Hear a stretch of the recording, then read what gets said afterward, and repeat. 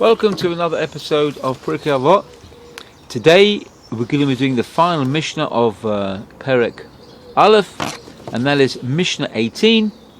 And we'd like to dedicate this episode respectfully in memory of Levy ben Moshe Esther and Elisheva Yael bat Leah Levy, and also in loving memory of Tzivia bat Moshe Esther. Okay, so as we start on Mishnah 18, we're going to hand over to Michael. Thank you very much, Mashiach. So, in this Mishnah, we're going to we introduce Rabban Shimon ben Gamliel. Now, there's a little bit of dispute over which one this was, but he was likely to be the grandson of the Shimon mentioned in the previous Mishnah. And this Shimon ben Gamliel was the father of Rabbi Yehuda Anossi, also known as Rabbeinu HaKodesh. Rebbe, yeah. And I'd like to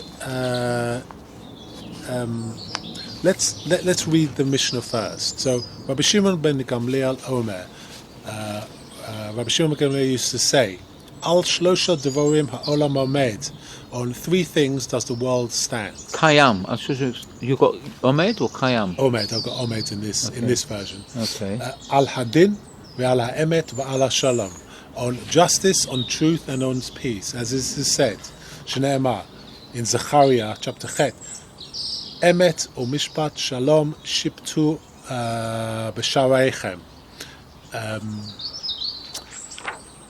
And as it said, execute the judgment of truth and peace in your gates. In Zechariah this is mentioned. So, Rabban Shimon ben Gamliel, let's give a little introduction by the commentary by the Tosfot Yom Tov. Rabbi Shimon ben Gamliel, he was the grandson of the Shimon mentioned in the previous Mishnah, and the father of Rabbi, also known as Rabbeinu HaKodesh, in the first Mishnah of the second chapter. And his commentary on the world stands. Human civilization continues to exist. With this, Rav anticipates the question one might raise from Mishnah 2. If we can recap that, this is Shimon HaTzadik, who also said a similar thing, that the world stands on three pillars. He says on Torah, Avoda, and Gemilut Chasadim. And now, Rabbi Shimon ben Gamliel is saying that the world stands on three things: din, emet, and shalom. With this, Rav anticipates a question one might raise from Mishnah 2, which mentions three other things upon which the world stands. Now, although Rav there says that the three things in Mishnah 2 are the ones whose sake the world was created, and one might attempt to distinguish between the things necessary for creation to have occurred and the things that keep the world in existence after the fact. The distinction is illusory, for whatever is important enough for the world to have been created ex nihilo is a fortiori important enough for its continued existence. Rav therefore writes on our Mishnah that these things are necessary for maintaining civilization, not the continued existence of the world. Torah, sacrificial worship, and acts of kindness can be done by small numbers of people, even in the absence of a proper civilization, due to the lack of law, truth, and peace. For the remaining few precious to God are sufficient for the three pillars mentioned by Shimon HaTzadik in Mishnah 2. So very interesting that. So he's saying that the three things that Shimon talks about, Torah, Avodah, and Gemilut Chasadim, are what the world was created for. But the things that keeps the world in order once it's been created are the concept of law, the truth of law, and the peace that comes from the truth of law. So this orders, that keeps society in an ordered fashion according to the principles that it was created for.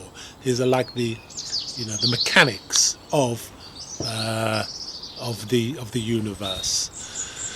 And what does Rambam say? Rambam says of this Mishnah, judgment is the administration of a country with fairness.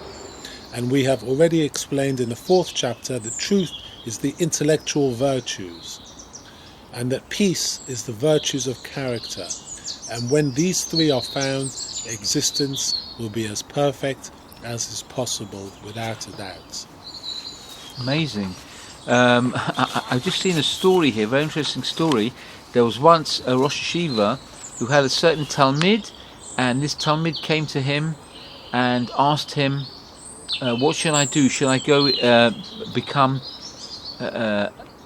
go to medical school, or should I get into Jewish education? Which is a question that, of course, it's very difficult to answer. The Rosh Yeshiva deliberated this, and he said, I think you should go into Jewish education.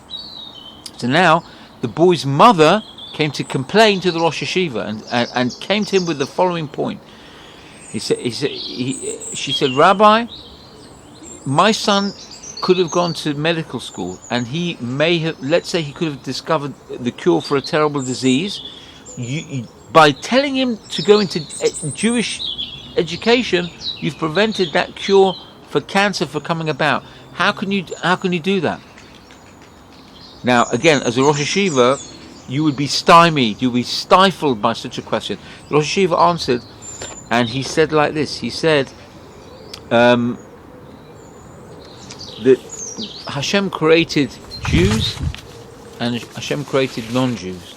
He says, who's to say that the cure for any disease has to be discovered by a Jew? Why can't the Gentiles discover this thing? Jews have got to deal with their own pekel. They've got to deal with their own education and the furtherance of Torah.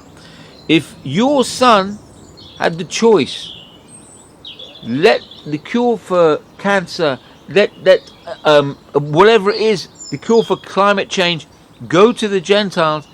Let your son be responsible for educating Jewish children, because our people need such educators. So that's a very, very interesting point.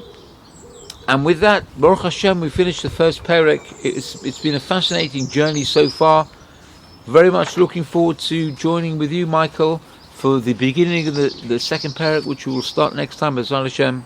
But until then, we wish everybody out there a wonderful and blessed week. See you next time.